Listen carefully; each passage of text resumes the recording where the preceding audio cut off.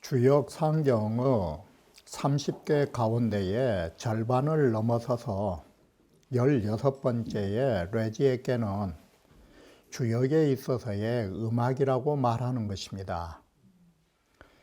왜 음악을 말하게 되는가 하면 레지에라 하는 것은 겨울에 갇혀 있던 우레가 봄이 되면서 땅 위로 올라오면서 큰 소리를 내는, 그래서 소리를 내어주는 것이기 때문에 음악이 만들어진 형상이 되는 것입니다.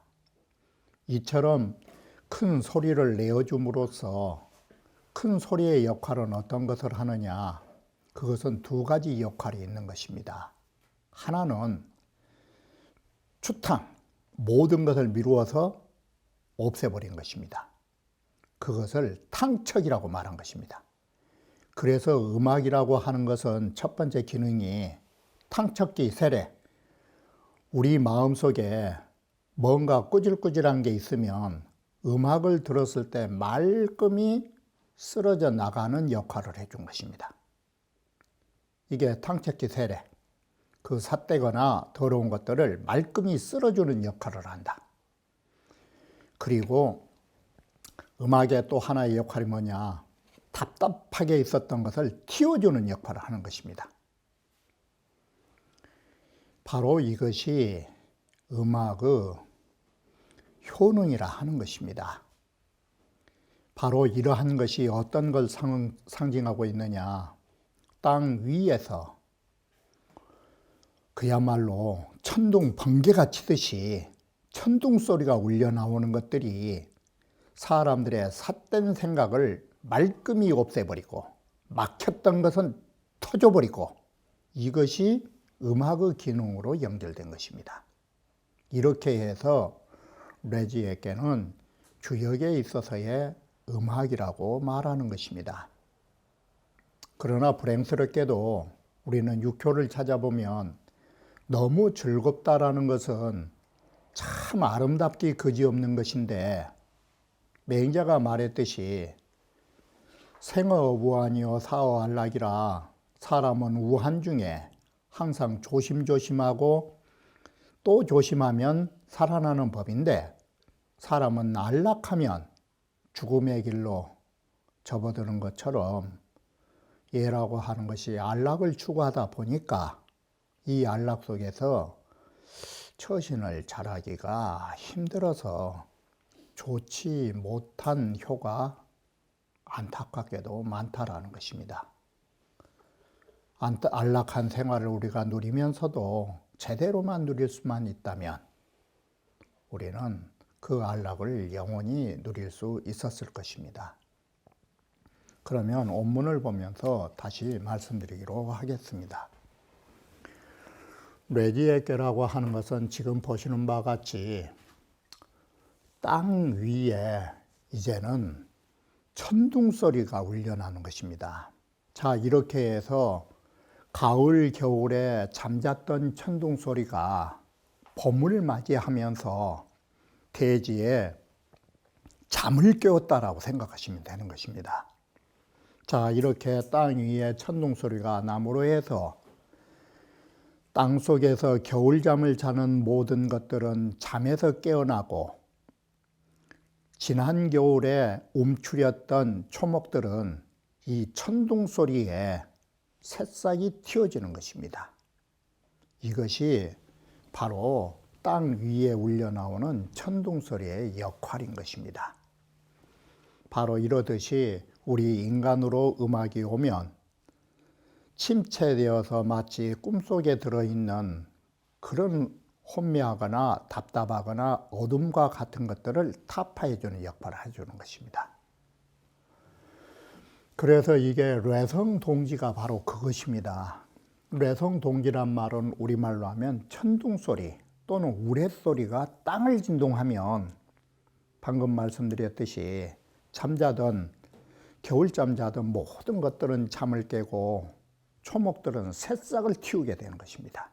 이렇게 해서 봄의 음악이 시작되는 것입니다.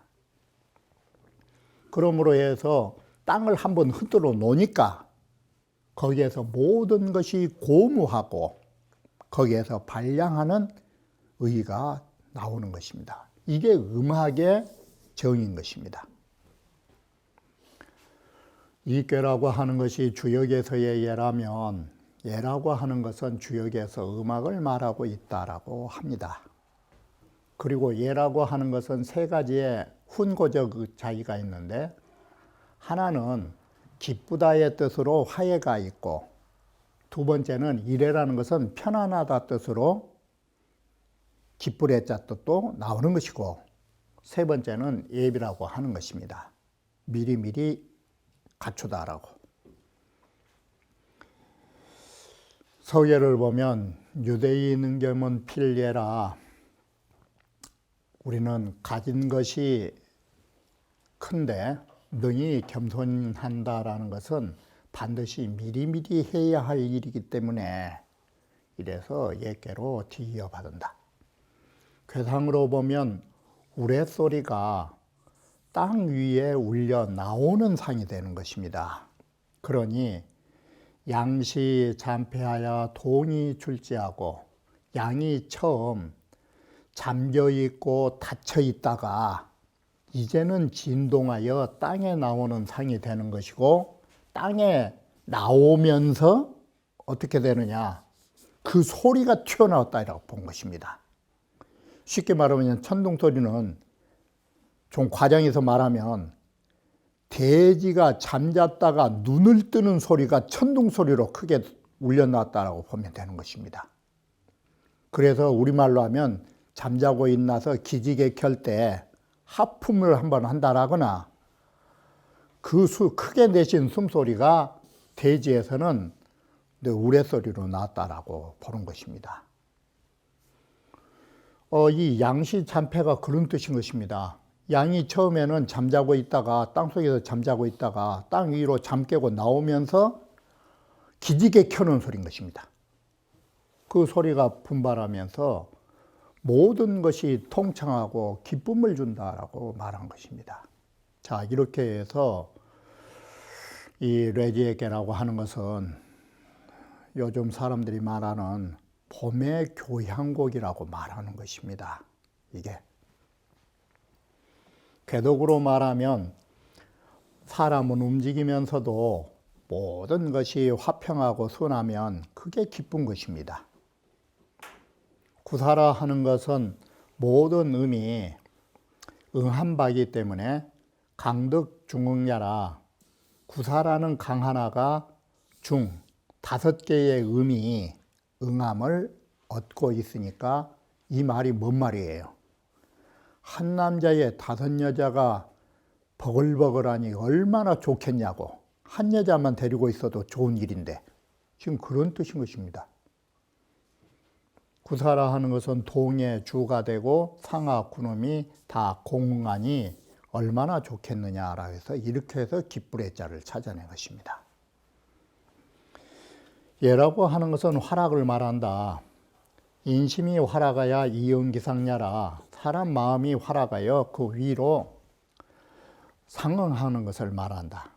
그래서 구사 일양에 구사라는 하나의 양에 상하 응기하니 상하의 5음이 다 나에게 감응해 오니 기지득행이라 그 뜻을 펼칠 수 있었다라고 말하는 것입니다. 예난리 건우행사하니라. 자, 이렇게 하나의 양의 모든 음이 순응하면 따라주다가 있기 때문에 제후를 세우고 군대를 동원하는데 이롭다라고 하는 것입니다. 바로 이러한 것은 어떤 의미를 찾아내냐면, 자, 레지에게라고 하는 것이 레지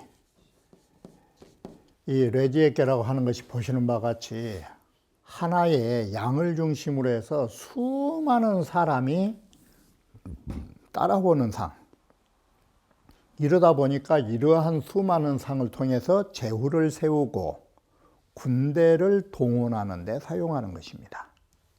이게 더군다나 레지에라고 하는 것이 군대 동원이 뭐에 또 속하느냐 뒤에 나오겠지만 민심을 순응해서가 곤깨지 않아요. 그리고 동하다. 민심을 순응해서 움직일 수 있는 일이 뭐냐면 나라를 세우고 전쟁을 이끌 수 있는 것이에요. 이게 예라 하는 것은 화락이라 인심이 화락하야 이응기상냐라 구사의 일양을 상하에 응하여 그 뜻을 얻고 또한 곤으로서 징계를 만나는 궤로 레지에케가 만들어지니 이게 순이동이 바로 이것입니다. 이게 순자가 더 구체적으로 말하면 순민심인 것입니다. 민심과 천명을 따르는 것입니다. 그러면서 움직이면 되는 것입니다. 이게 그러면 전쟁을 해도 임금이 전쟁하는 것이 아니라 백성들의 뜻에 따라서 전쟁을 하는 것이 되는 것입니다. 나라를 위해서. 이게 그렇기 때문에 그 괴는 즐거우래자가 되고 그 점은 바로 입군, 인군을 세운다는 게 거누잖아요. 이게 민심에 따라서. 그리고 전쟁을 동원되는 데에 사용하는 것이 이롭다가 되는 것입니다. 단할리라는 것은 강응이 제행하고, 자, 예라 하는 것은 양강에 음이 응해가지고 그 뜻을 행할 수 있고 라는 것이 사라고 하는 것이 위 군음소응하야 수많은 5개의 음이 응한 바가 되어 오음의 응한 대상이 되어서 양의 뜻은 위로 행하여 동함으로써 상하가 순종이라. 이렇게 해서 동하면 위아래의 오음들이 다 따라온다 이 소리예요. 그래서 뜻을 행할 수 있고, 자, 이것은 괴체로 말한 것이고, 순이동은 곤순, 진동. 자, 이것은 괴덕이죠. 바로 괴덕을 가지고 풀이하면 방금 말하듯이 민심과 천명을 따라서 일말이 되잖아요. 민심과 천명을 따라서 움직이는 것이 이해다. 이게. 이 괴체 괴덕으로 석 괴명이라 괴체와 괴덕으로 괴명의 의의를 해석한 것이다. 운봉호 씨왈.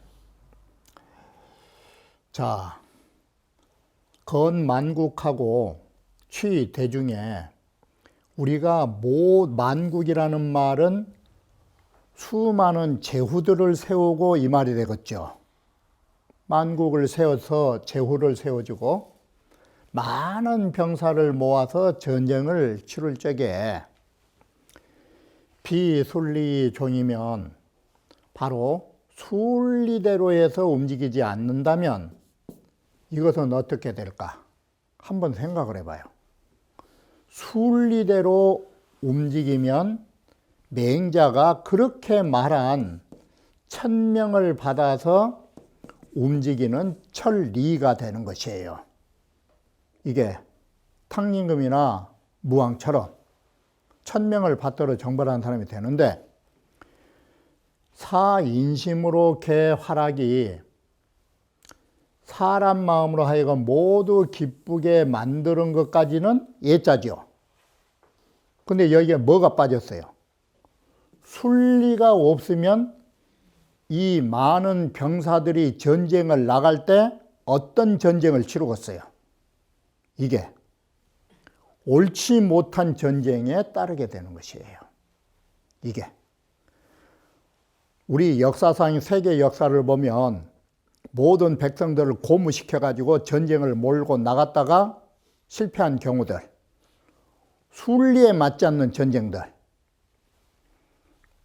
이게 가까이 보면 일본만 하더라도 전쟁이 뭐 좋은 것인지 알고 순리에 따르질 않고 그저 모든 국민들을 갖다가 죽음의 땅으로 몰아가지고 옳지 못한 일들 하는 짓거리.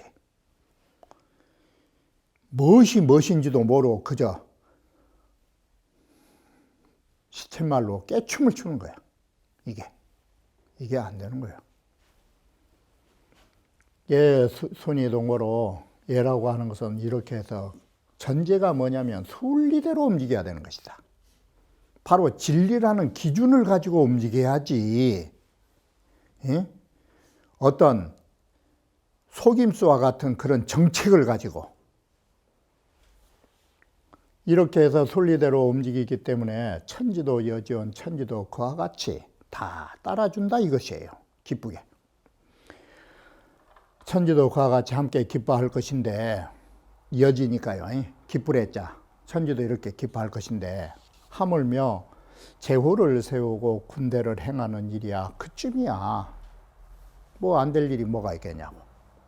이건 궤덕으로서 궤사를 해석한 것이니라라고 말하는 것입니다.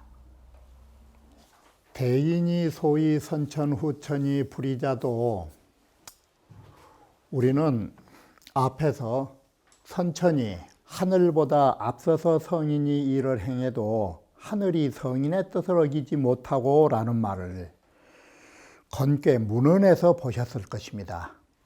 그리고 후천도 마찬가지죠.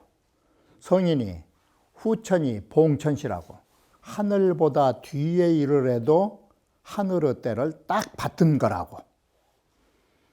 그러면 대인이 선천 후천에서도 서로 어긋나지 않은 것이 뭐냐? 순월이라는 원칙이에요. 진리를 따르기 때문에 하늘보다 앞서서 일을 해도 하늘이 성인의 뜻을 어기지 않고 성인이 하늘보다 뒤에 해도 성인이 천시를 받들 수 있는 이유가 뭐냐? 그게 진리예요.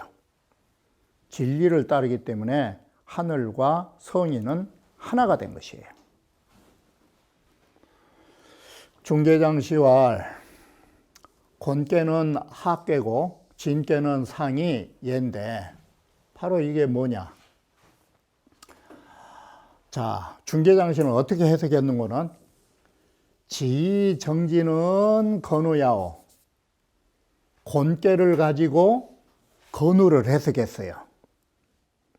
땅이라는 것은 고요함으로써 진압한다는 다스리다 뜻이에요. 땅이라는 것은 항상 조용히 다스려 나가니 바로 그것이 뭐냐면 제후를 세우는 격이고, 그러면 위에의 진께는 뭐냐? 레이위동이니 우레라 하는 것은 바로 레이위동은 우레라는 것은 위험으로써 동한 거예요. 그래서 요즘은 그렇지만 우리 역사에 보면 징기스칸 부족들 천둥 번개가 치면은 혼줄이 나가잖아 이게. 그건 위험이 있는 건 사실이에요. 이 우레가 위험으로서 움직이는 것은 이걸 인간사에 갖다 붙이면 뭐가 되느냐? 행사가 된다. 군대를 동원한 것이 마치 우레가 천둥번개 친 것처럼 천둥 소리를 내고 가는 모습이 된다. 천지가 이 순동이라 고로 일월이 불가이 사시 불특하고. 자, 우리가 이 자연계의 섭리로 말할라 치면 자연계의 섭리도 진리를 따르기 때문에 사계절이 변통이 없다라는 것이에요. 그걸 어떻게 했느냐? 천지가 이 순동이 그것입니다. 천지도 원래 정해진 궤도에 따라서 또 일정에 따라서 순리대로 움직이기 때문에, 그래서 태양과 달이라 하는 것은 벗어나지 않은 것이에요.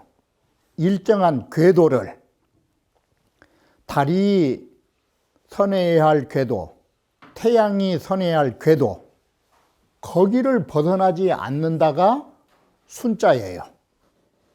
이게 바로 이렇게 순리대로 궤도를 벗어나지 않으니까 하루하루 해가 쌓이고 한 달 한 달이 쌓이면서 뭐가 나오느냐, 사계절이라고 하는 것이 불특 어긋난 점이 없더라.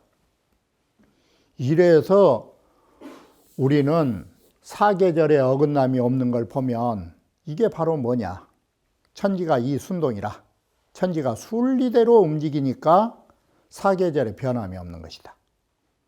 이게 이렇게 해서 사계절에 변함이 없다라는 이 사계절을 사계절의 덕으로 말하면 딱 뭘로 바뀌어요?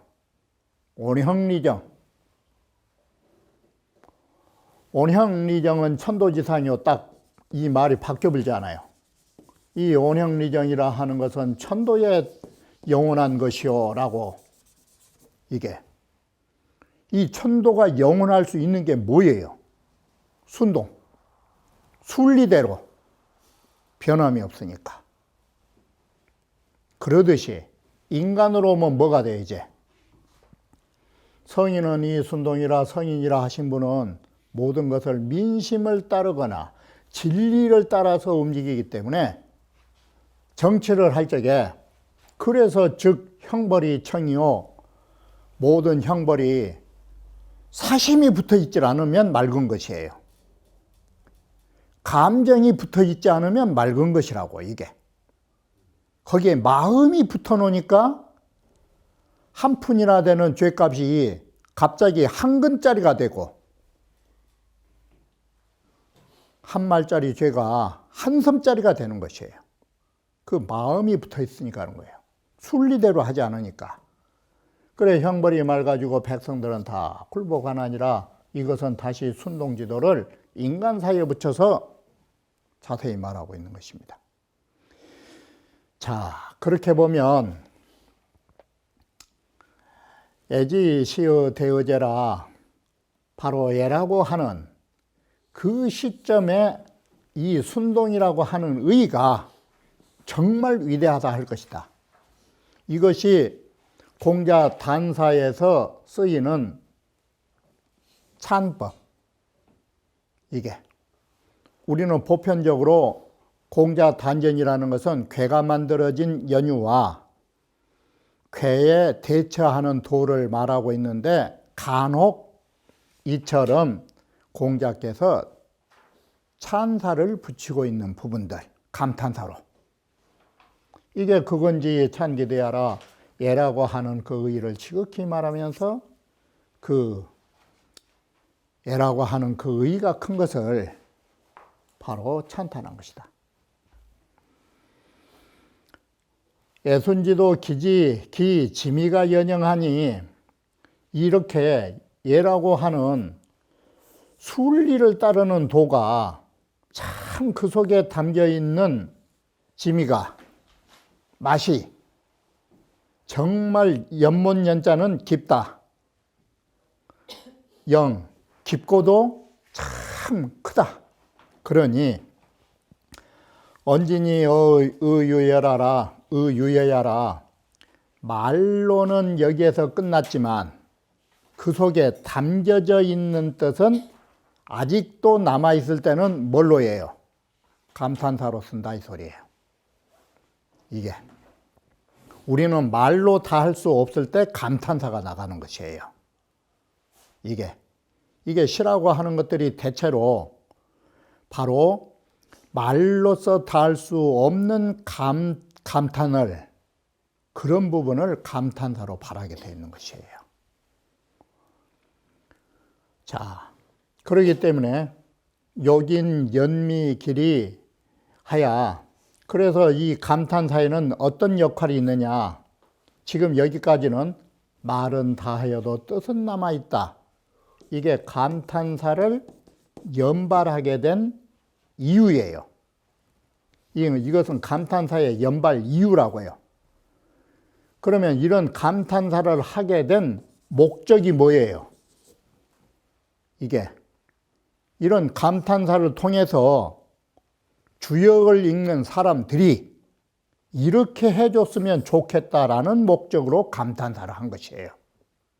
이게 사람들이 연미길이하야 바로 예라고 하는 그 진리가 그 속에 담겨져 있는 뜻이 무엇인가를 연찬하고 음미하면서 우유하명이라는 것은 그 속에 푹 젖어가지고 가볍게 보지 말고 푹 젖어가지고 하명이 묻었다. 그 속에 촉촉하게 젖어들면서 지지하라. 마음속으로 아, 이런 것이었구나 라고 마음속으로 기억하면서 이해하도록 그런 의도로 공자께서 단사에서 감탄사를 사용했다라는 것입니다. 이것이 무슨 뜻인가 하면 앞서에서 말씀드렸듯이 공자의 단전 쓰는 방법은 대체로 두 가지에서 이루어지고 있는 것입니다. 성괴지유, 괴가 완성되어지는, 괴가 만들어지는 유래, 괴명을 해석하는 부분, 괴사를 해석한 부분은 처괴지도, 괴에 대처하는 방법을 제시한 것입니다. 그리고 간혹 이러한 찬탄사를 붙일 때는 어떤 의미냐? 그 해당 괴가 너무나 깊은 의미가 있기 때문에 말로 표현할 수 없어서 대어제라. 너무 크다. 이런 감탄사를 연발하신 것이다. 바로 이 감탄사는 독자들에게 깊은 뜻을 연구하고 음미하면서 말로 못다한 부분들을 여러분들이 서서히 음미하면서 깨달아 줬으면 하는 염원 속에서 공자께서 감탄사를 연발했다. 이렇게 되는 것입니다. 이게 바로 공자의 단전을 읽으면서 찬사가 나왔을 때 우리는 눈여겨봐야 할 부분이어서 이 부분을 보완했던 것입니다. 그러면 다음 강좌에 이어서 말씀드리기로 하겠습니다.